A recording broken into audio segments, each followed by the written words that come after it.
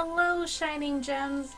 I'm Sapphire, and today we'll be talking about how to create a disabled character. Now, whether you're an illustrator, writer, or both, this video will be helpful for you and your future stories. Now let's jump right into the first character, who shouldn't be jumping, lest she hurt herself by dislocating a joint, because she has vascular EDS, and EDS stands for Ehlers-Danlos Syndrome! It's not that exciting, it's actually a really bad disease. But you know, I like to make things a little more chipper. I mean, my own disability isn't super chipper. I don't have EDS, but still. I mean, I don't know. Maybe I have EDS and it's just a weird presentation. You never know. You never know. Anyway, Sadie Castor has vascular EDS, and she dies tragically at the age of 13 years old. She is the little sister of Amelia Castor, the main character. She uses a cane to help her balance, prevent injury, and also help her walk when she is injured. Now, you could use a walker, crutches, a cane, a wheelchair. These are all mobility aids. They're all great and super useful. Now, in general, I don't really recommend using your disabled characters as a sob story for the main character unless it is done correctly. And actually, as to not offend a majority of the people, there's always going to be people offended. That is just the day and age we live in. Now, an overarching theme that you're going to be hearing me say throughout this video is do your research. Do your research. Do your research. Just like any other character, you should be really doing your research, but especially with all the nuances that comes with a disabled character.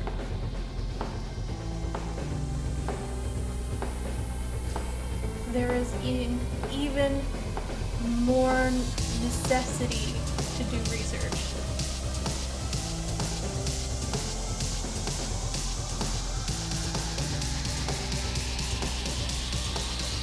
Now, Sadie Castor is a lucky-go-happy kind of gal, doesn't let her battle scars get her down, or the fact that she has to use a cane, or wear a mask outside, or the fact that she's immunocompromised. You know, all these fun little details, or, you know, the fact that she dislocates things, and, you know, her arteries rupture sometimes.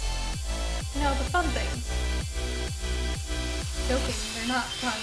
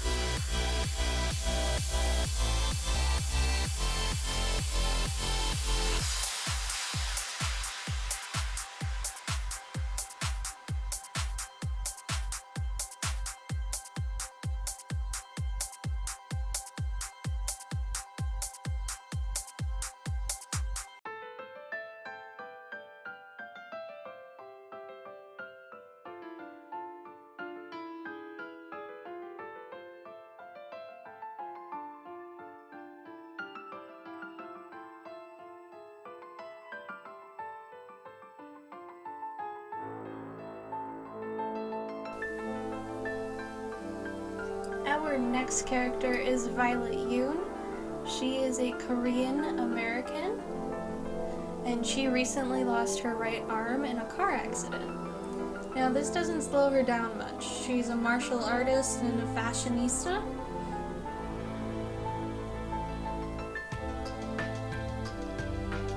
And despite losing an arm, she is still at it and still hyper and cheerful and has depression like every other person with a disability. Woo! Depression!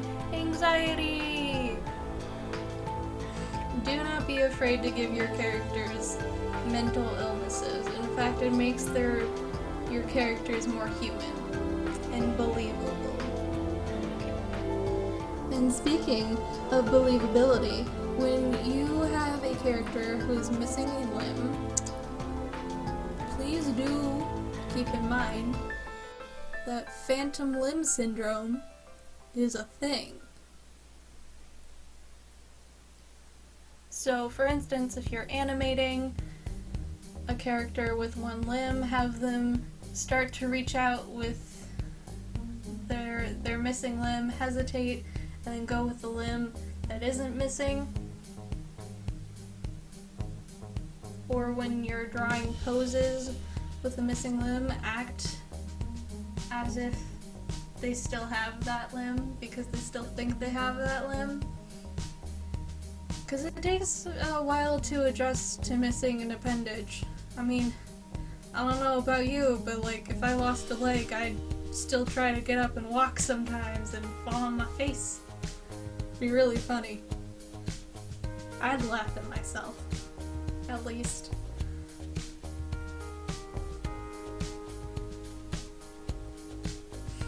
And also think about the little details. Now, I don't know about you, but I'm a normal human being, and when I tuck my hair behind my ear, I use the same arm on the same side to tuck it behind my ear.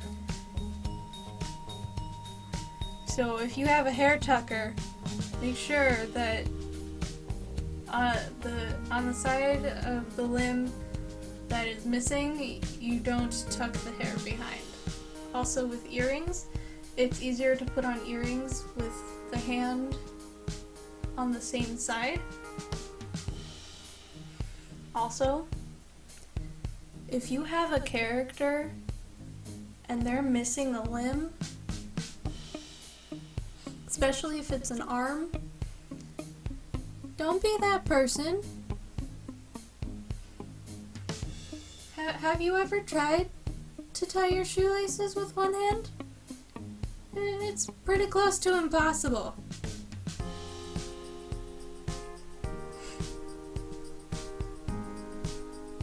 And just like any other adjustment, you'll have to make adjustment to the clothes. 'Cause I don't know about you, but if I was missing an arm, I wouldn't just want a sleeve dangling around.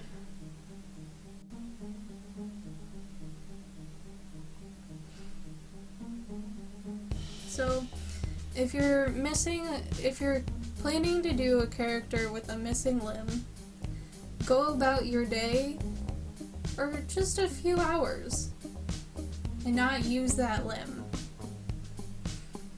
And if you're right-handed, ooh boy, you're not going to be able to draw anymore. Not until you learn how to use your left hand.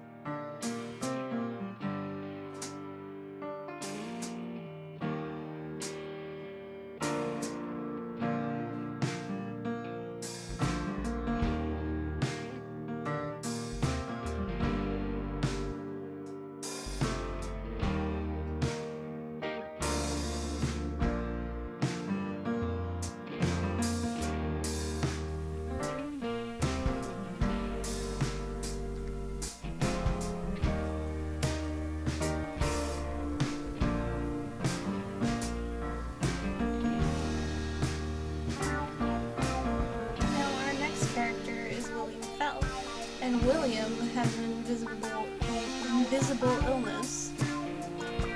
So, as you can tell, you can't see the illness. If you can't see the illness, it's kind of hard to tell it's there.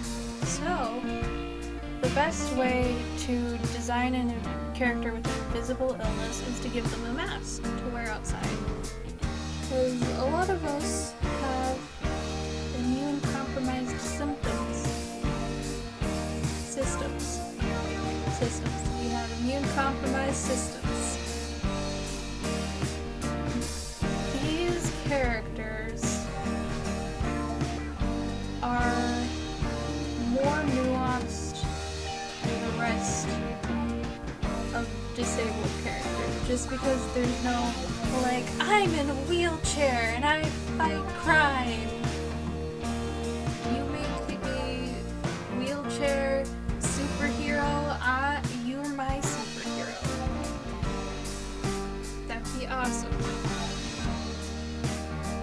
Anyway, so you get to write about the things that people don't see.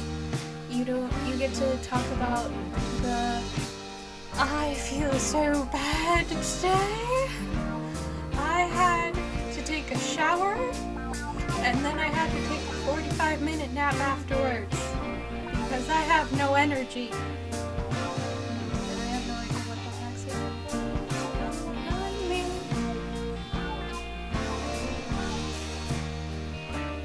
So with invisible illnesses, especially in Will's case, he has mast cell activation syndrome, which basically means he's allergic to everything and can have an allergic reaction to anything in the world.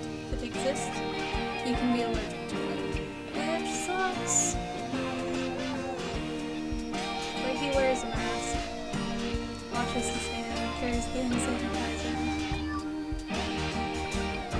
has special deodorant, cleaning products. So, it doesn't make life totally horrible, you just have to carry an EpiPen. Like if you have a peanut allergy. And also, because you can't see this illness, they are severely judged by society. Society can't look at a person like Will and say, that person's disabled because they have a mobility aid, or they're missing a limb, or they have the look of someone with a intellectual impairment, like Down syndrome. So instead, people doubt the legitimacy of their disability.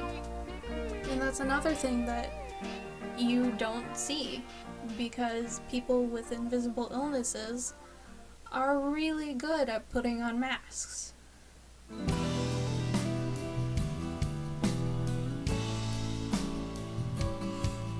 Alright. I'm gonna say something, and I want you to repeat it back to me. Everyone with chronic pain has depression, but not everyone with depression has chronic pain. Alright, say it back to me. Alright, good job, Johnny. You were a little quiet. I want you to be a little louder next time. Great job, class. Now, with this depression and this chronic illness comes a maturity that a lot of other people don't really realize happens, especially with a teenager who has been battling this for a while, because they've had to make grown-up decisions that a lot of kids really shouldn't have to make.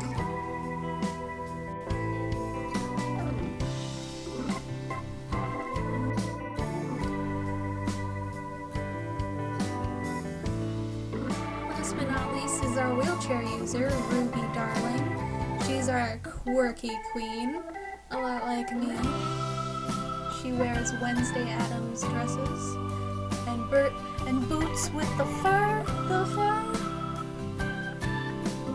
Because the whole world was looking at her because she's in a wheelchair and she gets stares, and it's really annoying. I should know because I use a wheelchair when I go out.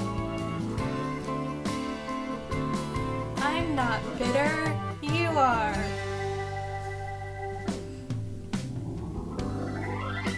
Anyway, Ruby Darling is a wheelchair user who can walk. Oh my god! A wheelchair user who can walk? I thought only cripples and, you know, paraplegics could use wheelchairs. That is a misconception all around. For Ruby's case, she has seizures and severe balance issues, so it is safer for her to be in a wheelchair to prevent injury and also conserve energy. A lot like me. Now, this isn't just for Ruby, but every character you make with a mobility aid, do not give them a hospital-grade mobility aid unless they are in the hospital or they have just left the hospital. Because I will track you down and I will fight you. I don't care that I have to take naps after showers. I will muster up every little ounce of energy I have to personally fight you. Have you ever sat in a hospital wheelchair and tried to self-propel yourself? It's like really hard. Alright, rant over. Now, I'm gonna say it again, and again probably. Do your research on the different types of wheelchairs. There are two main types. There are manual chairs, and there are power chairs. And there are reasons to have either one. And within those two types, there are several different subtypes. Now, I gave Ruby a beautiful crimson red rimmed rigid chair. Now, I love a rigid chair, but like, they're expensive. Like, really expensive. Wheelchairs are really expensive. Why are they so expensive? All I want to do is roll around in my purple wheelchair and be cool. You know, because I'm already not cool enough with my rainbow hair. And with any character with a disability, it's really important to make their personalities shine. So, I went with an extreme case with Ruby. She's a little quirky, if you haven't noticed by the cat ears. But also around her neck, that necklace is a medical alert necklace. So when she is found unconscious on the streets, EMTs will be like, "Ah, yes, this is her name, and this is her disorders and her emergency contacts. Let's get to work, men and women and non-binaries."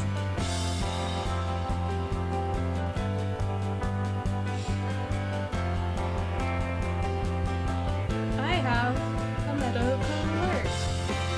It has my name, my disabilities, and my mom and dad's phone numbers.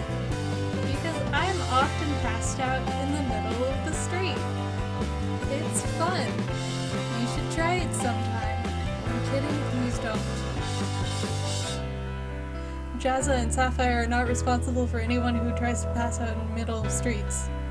Thank you. Haha, take that, lawyers!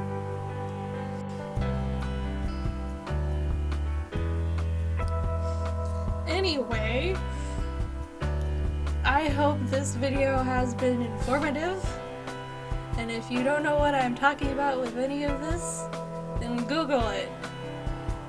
Yeah. Because, you know, the internet's a thing. You're on it right now. Hello.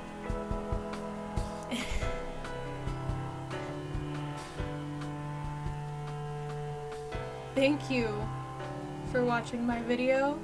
I hope you have a shining, shimmering day, I've been Sapphire.